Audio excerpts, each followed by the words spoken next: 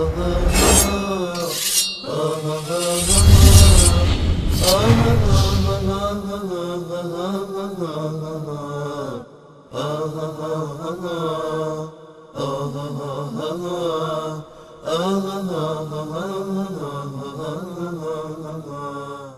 اعتراف خطرناکی رو در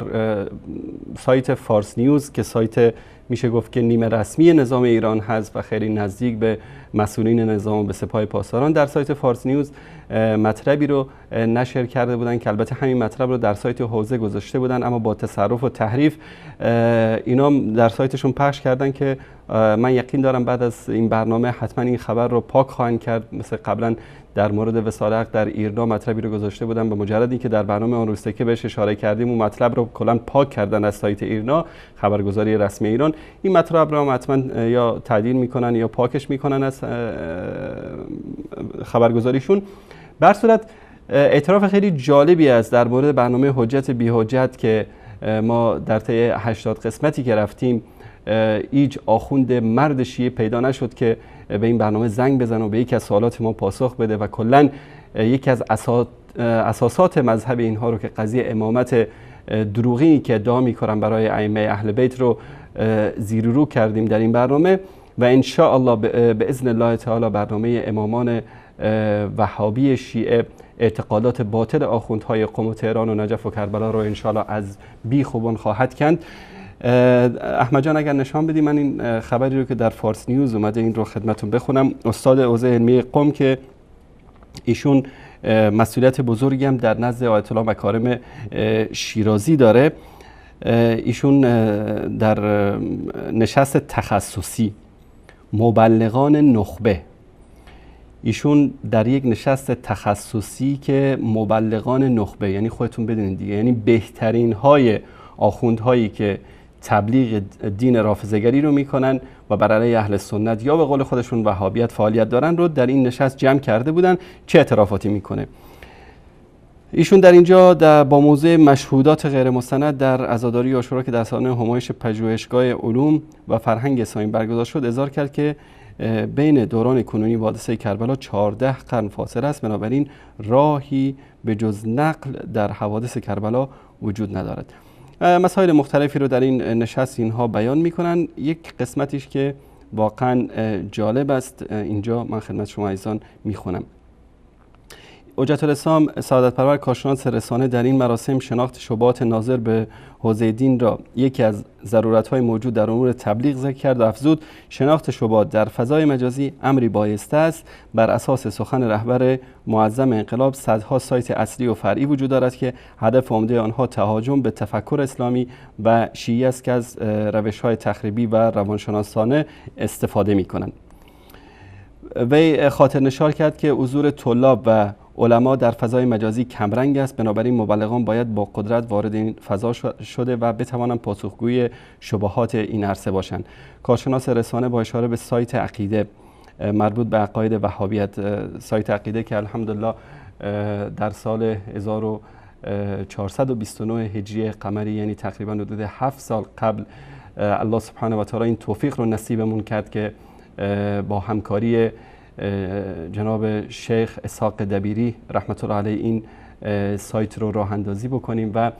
به یادم میاد اولین روزی که این سایت رو ما راه اندازی کردیم 4 کتاب بیشتر نبود در این سایت. البته 4 کتیب میشه بهش گفت، 4 کتابچه‌های کوچیکی بود که در مورد عقاید اهل سنت بود، ایمان به الله، ایمان به رسول الله، ایمان به کتب آسمانی و ایمان به ملائکه. با این 4 کتاب این سایت رو شروع کردیم و الحمدلله الله سبحانه و تعالی به ما این توفیق رو داد که در طی تقریبا 3 سال اول کار در سایت عقیده تونستیم بیش از 1300 کتاب رو در این سایت اضافه بکنیم، در باب مسائل فقهی مذاهب اربعه اهل سنت، در باب تفسیر علوم قرآن، سیرت و سنت رسول الله صلی الله علیه و سلم، مسائل اخلاق و مسائل اجتماعی و مسائل مهم دیگری که نیاز بود واقعا و این افتخار رو داریم که اولین کتابخانه الکترونیکی اهل سنت رو در فضای مجازی راه اندازی کردیم که امروز خارج چشمی شده برای آخوندها. همچنین بخش مهمی که ما در این سایت که واقعا اینها رو در به در کرده آخوندها رو بخش محتدین هست که در مورد سیرت علمای شیعه که هدایت شدن و کتاب‌هاشون رو خواستن، کتاب‌های آیت الله سید ابوالفضل برقی قمی رحمت الله علیه رو در این برای اولین بار در فضای مجازی ما در این سایت پخش کردیم. این سایت خارج چشمی است برای این آخوندها که اینجا بهش اشاره کرده. میگه که سایت عقیده مربوط به عقاید وهابیت در قالب سایت قلم گفت که در اهداف این سایت فراهم کردن بستری برای ارائه آثار محققان و نویسندگان و مترجمان در راه اعتراع کلام حق و مبارزه با خرافات ذکر شده، در حالی که 1/3 مطالب آن در رد عقاید شیعه در حوزه تاریخ، عقاید و حدیث است. چیز طبیعی است دیگه. شما هرچه بدبختی که امت داره میکشه از دست شما جونوراست. اگر که شما آدم میشدید امت اسلامی این چنین تیکه تیکه نمیشد. و خاطر نشان کرد که مجموعه موحدین سایت دیگری است که ترجمه مقالات، رد شبهات، ترجمه کتاب کسانی که شیعه بودند و به مذهب اهل سنت و وهابیت گرویدن را شامل میشد و این کتاب ها قابل ذخیره سازی است. البته اینجا لازم یادآوری است که سایت مجموعه موحدین و سایت اسلام تکست و سایت صدای اسلام، همه این سایت ها زیر مجموعه سایت عقیده است که بعد از هجومی که بر علیه سایت عقیده در سال 1429 بعد 6 ماه بعد از تأسیس سایت از طرف نظام مستبد و فاشیستی آخوندیزم ایران صورت گرفت و این سایت رو کلا از کار انداختن، ما تصمیم گرفتیم که این سایت رو تقسیم به سایت های مختلف بکنیم که الحمدلله این پروژه یکی از بزرگترین و موفقترین پروژه های علمی و تحقیقی اهل سنت بود که الحمدلله امروز تونسته جلوی خرافات و خزعبلات و دروغ‌های آخوندها رو بگیره. و سعادت پرور با اشاره به سایت اسلام تکست گفت که این سایت از سال 87 مشغول به فعالیت شده است و بانک مقالات در رد اعتقادات شیعه است که ادبیات هتاکانه دارد. این قسمت خیلی مهم هست. این کارشناس رسانه خاطرنشان کرد که شبکه‌های ماهواره‌ای نیز در این عرصه فعالیت دارند که شبکه وصال حق از جمله این شبکه‌است که یکی از کلیپ‌های آن بی احترامی نسبت به حضرت ولیعصر است و برنامه‌ای به نام حجت بی حجت از سوی شبکه جهانی وصال حق تولید شده است. و ادامه داد این برنامه رویکرد حدیثی دارد و کتاب‌های اربعه شیعه و روایات شیعه و روایات در مورد ائمه اطهار علیهم السلام به ویژه حضرت ولیعصر عین‌جیم را نقد می‌کند. سعادت پرور خاطرنشان کرد که تاکنون در قالب 160 دقیقه مسائل خاص رجالی و حدیثی شیعه را از دیدگاه خود مورد چالش قرار دادن. با وجود مکاتبات هنوز جوابی به یکی از این کلیپ‌ها داده نشده است. مگه شما بدبختای بیچاره جواب دارید که به کلیپ‌های ما جواب بدید؟ مرد از غیرت داره، شهامت داره. قزوینی به همین کلیپی که در اول برنامه پخش کردیم در مورد دروغ قزوینی و تهمتش به شیخ الاسلام ابن تیمیه رحمت الله علیه، مرد از جرأت داره بیاد در این مورد صحبت بکنه. شما پاسخ ندارید بدبختا. 100 تا نشست تخصصی نخبگان و غیر نخبگان و هزاران گروه علمی تخصصی و مراجع و آخوندا و آیت الله ها و حجاج اسلام و همه اینا رو جمع بکنید